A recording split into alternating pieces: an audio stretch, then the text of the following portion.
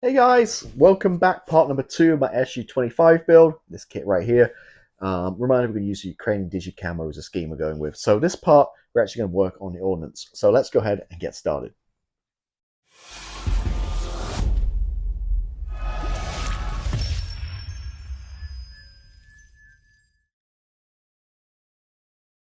Welcome back. So if you missed the first part, well, go back and check it out. We did the copper tub and a little pilot figure right here. And this time around, we're going to do the ordnance. Now, there's a lot going on here. Our instructions aren't the clearest. You got them all kind of spread around here. So again, if you missed the first part, I actually went and printed out the Zvezda instructions from ScaleMates. I just find them a little simpler to use than the Eduard instructions. So I'm using these ones and trying to figure out what I want to do here in terms of the loadout. So I will say, again, this may not be 100% accurate. This build isn't, I'm not going for that in this direction. I'm just looking to build something cool, beating up, cool digi camo, something cool looking, not 100% realistic. That's my game plan with this one. So we're definitely going to do some fuel tanks. So 2 fuel tanks, and we basically have 8 pylons to work with. 1, 2, 3, well, actually 10 pylons to work with. So 2 are going to be taken up with the fuel tanks. 2 are going to be taken up with the these guys right here, 29A on each end, and that leaves me, I think. Wait, hang on. Let me check this again. 1, 2, 3, 4, 5, 10. So that leaves me 6 spots. So I want to put 2 of these rocket guys in for sure, because they're, every picture I look at, they're on. So I'm going to do 2 of those.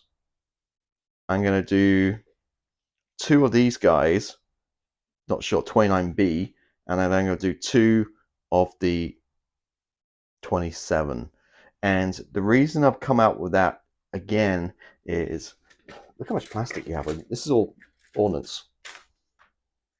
And then you got your fuel tanks on this one. But we have 4 sprues of each. Tons. You got tons of weapons left over. You do 4 of each. But again, I just want a nice variety of kind of colors, visual interest, different looks, that kind of thing. And to be honest with you, when I just looked at the plastic, like for example, like these 2 bombs here, like I just felt that this one looked nicer than this one. No real like logic behind it, just what I thought looked cooler. So that's kind of what I'm going with. So real kind of all over the place in terms of different variety. So 2 of each, obviously 1 on each wing. It'll be the same on each wing.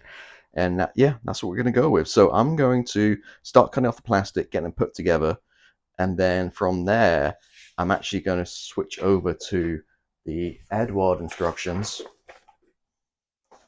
because we have the color callouts on the Eduard instructions, and we also have the stenciling markings as well on here as well, which is going to help us. So yeah, so I'm going to build them using this, and then we'll paint and weather using the Eduard instructions. So it's kind of hybrid of both.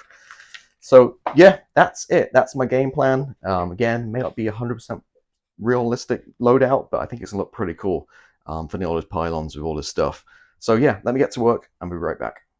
All right, so assembled basically 1 of everything. Also got 2 fuel tanks and 1 of the rest. Now, some interesting shapes, and I think different colors they are going to look pretty awesome. So just want to talk through a few things, and I mentioned this before in previous videos, but when you glue this stuff together, well, let me show you kind of the attachment points here. So let's grab, what should we do?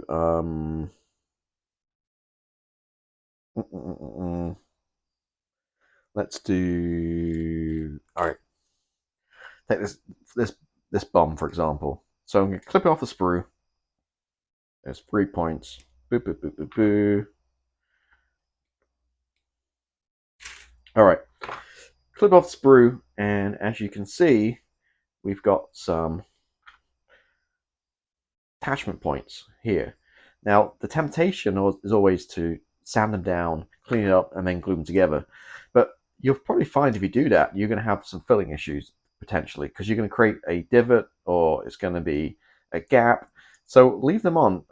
If it's a kit like this, where on the edge, it doesn't affect the fit. Now, some kits kind of undermount so that the sprue point's underneath it, and that case you do need to sand them off, obviously, to make it fit.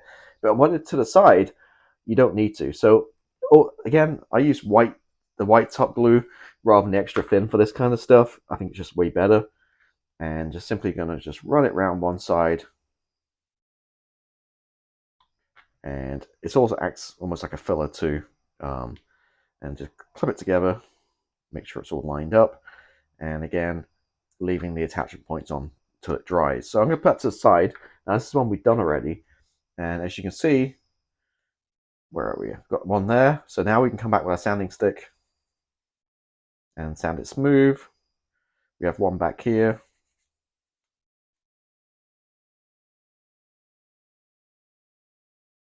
Just take care of the seam as well.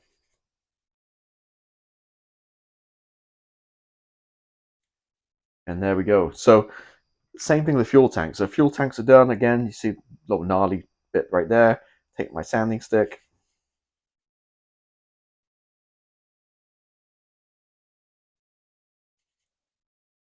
And remove it once it's together. Same on this side. We have a couple of points.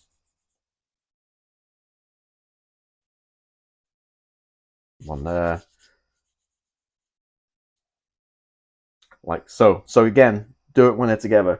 Also, with the seam lines, again, I use my Citadel scraping tool, which I think is the best. Just going to run it down each side once I've removed the nubs from the attachment points. And this is going to help remove any seam lines. Don't go too crazy. You don't want to flatten the side out, make it square. And then from there on in, come back with a 200 grit sponge. And 600. And there we go. That's how we get the seams taken away. So I just want to kind of share that with you, that little tip. So I'm going to go ahead and make the rest. So I have the match pair. Now, one of these, I think it's... I'm actually going to go with... These two are interesting shapes. So I'm actually going to go with one of each on each wing. So the rest are going to be twos. And then this is going to be different on each wing. Just, again, to make some visual interest there. So, yeah, cool. I'm going to get ready. Rest of these ready. And be right back. Okay, so a few hours ago, I primed them all up and looking pretty good. The seam lines are all good, no problems at all. Did notice on the back here, I forgot to sand this down. So see, I sanded it. Should be smooth now. Now, obviously, this is the purpose of priming, right? To spot any imperfections before you put the paint down. The tanks here look good. And before I did the tanks, the seam lines, just took my wavy little bit of metal here. I bought this from UMM. Wraps around, and my Trump subscriber just scribed in the panel lines again, two on each side. But yeah, looking groovy. So I'm going to go ahead and get these painted up, per the instructions, and come back and kind of show you how they're looking, I guess. Okay, so they're all painted up, and I've got the associated color behind there. So little backs and forths between two sets of instructions, and I guess starting right from left, these three guys here painted with LP11. Which is basically a silver kind of color, aluminum color. And there we go. Looking pretty awesome. No problem at all. Do love the metallics on these. I definitely need to stock up on more Tamiya paints. These two per instructions were Mr. Color 325, which is FS 26440. The light gray. Again, no real problem with these. This guy, a few different colors going on here, as you can see. And there was a little bit of conflict between two instructions. So I did go with the Zvezda instructions, which was 338, which is FS 36495. Just trying to see what it says. US Marines F-16. Okay. So 338, which is a very light gray, as you can see. And the XF63 German grey for this band around here. The front, it wanted XF79, which is like a browny reddy kind of linoleum deck, I think it's called. I don't have that one, so I went with LP57, which is a red brown, which is close enough. And the tip, just a touch of silver, nothing really to talk about there. And the band, I just drew on with a black Posca pen. All right, so quite a few colors on that one. Then moving across, the 2 missiles here, simply white, just use XF2. And the tip just was done. Again, it wants that same color, that XF79. So I went with the, again, LP57 again for the tips of both these little missiles. And the fuel pods, fuel tanks, as you can see, haven't painted yet. So I did do my usual, took my AK splatter mask and, you know, prime black, then did some white to create this kind of like marbly effect. And then it'll be the fuselage color, the lower fuselage color will be sprayed over the top of that. Now I don't have that paint yet. It will be here hopefully within next week. So trying to find colors for this digi camo scheme was pretty tricky, trying to find what colors it was. But I did find Attacker has a set with all the colors in. I'll put a little screenshot up if I remember. And so that's perfect. So I got that one. Looked around, was going to buy it from Attacker direct. They don't really have them in the US anymore. Sprue Brothers kind of stopped selling them. So I did actually found that Super Hobby had them a little bit cheaper. Not only that, I didn't pay any tax because I'm outside Europe. I think Super Hobby's like Eastern Europe. And the shipping to the US was only €5. So bargain. So I got that pack of paints on the way, shipped out already. So as soon as I get that pack of paints, I will paint the fuel tanks here and also the pylons. I'm going to prime paint all the pylons, all 10 of them. And then I'm going to attach the pylons to each of these guys and make it easier to handle, I think. So that's the game plan. So I'm pretty much going to wait now for a few days for the paint to arrive. In terms of this video, it'll be in a matter of seconds, you know, the power of editing. Once these all painted up, then we get on with some stenciling. All right, so trucking along here, a lot of work going on these. Got the decals added, the stencils from the kit there.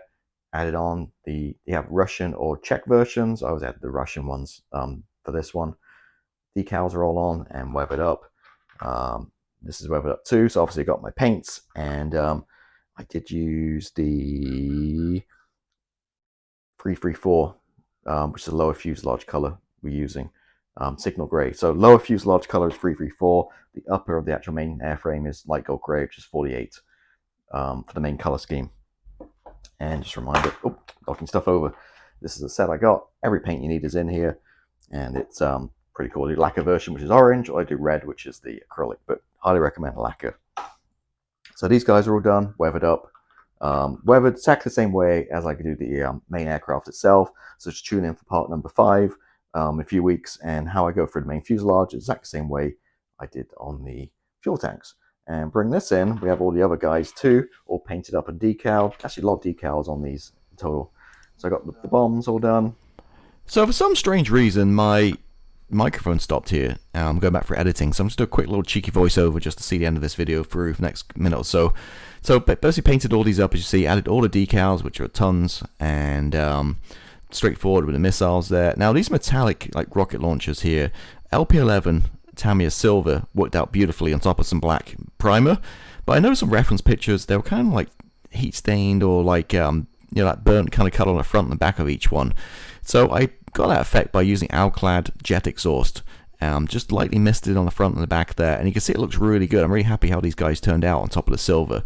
So that's those 3 done, and yep, there you go again. And yeah, really happy with those. And the only thing left to do is I painted 2 little chocks, came in a set red. This set's kind of nice, comes with boarding ladder, chocks, and various other little things. So I did paint the chocks, and that completes that all the ordnance. So yeah, there we go. It was quite a lot of work to get all these done. I tried to go to a good combination here. Maybe not necessarily a real kind of loadout. Well, kind of maybe it might be real. I just went for the visual appeal, different colors and different looks, and just make it look interesting on the shelf, basically. So yeah, thank you for watching as always. Appreciate your support. Again, do have a Patreon channel, and if you haven't done so already, please hit the subscribe button. It really helps me out, and I'll catch you on the next one. Goodbye.